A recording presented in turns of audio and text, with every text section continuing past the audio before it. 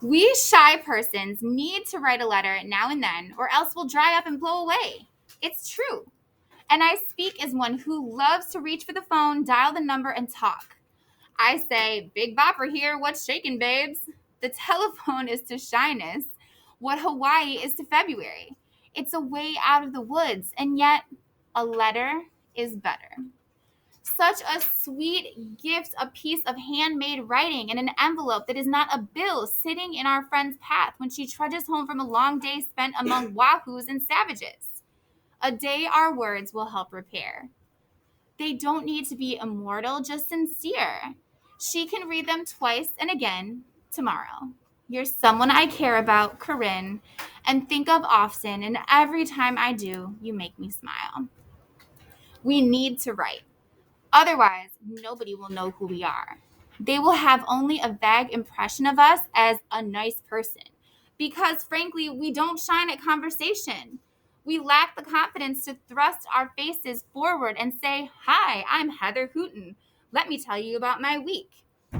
Mostly we say, Uh-huh, and oh, really? People smile and look over our shoulder, looking for someone else to meet. So a shy person sits down and writes the letter. To be known by another person, to meet and talk freely on the page, to be close despite distance, to escape from anonymity, and to be our own sweet selves and express the music of our souls. Same thing that moves a giant rock star to sing his heart out in front of 123,000 people moves us to take ballpoint in hand and write a few lines to our dear Aunt Eleanor. We want to be known. We want her to know that we have fallen in love, that we quit our job, that we're moving to New York, and we want to say a few things that might not get said in casual conversation. Thank you for what you've meant to me. I am very happy right now. The first step in writing letters is to get over the guilt of not writing. You don't owe anybody a letter. Letters are a gift. The burning shame you feel when you see unanswered mail makes it harder to pick up a pen and makes for a cheerless letter when you finally do. I do feel bad about not writing, but I've been so busy, etc. Skip this. Few letters are obligatory. And they are, thanks for the wonderful gift, and I am so terribly sorry to hear about George's death. And yes, you're welcome to stay with us next month. And not many more than that. Write those promptly if you want to keep your friends. Don't worry about the others, except love letters, of course. When your true love writes, Dear light of my life, joy of my heart, O lovely pulsating core of my sense that life, some response is called for.